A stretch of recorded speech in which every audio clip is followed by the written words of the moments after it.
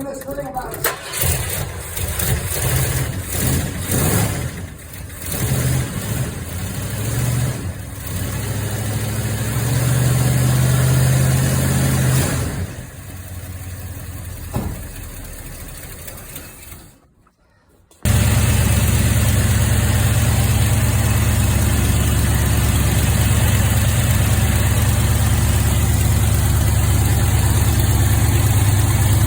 I had to pump this thing 7 or 8 times because it's been sitting since around Thanksgiving up here, and but it fires right up.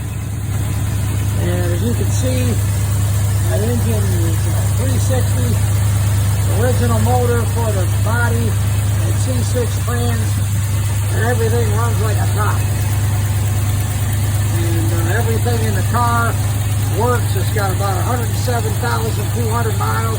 Give or take, and but it runs like a top.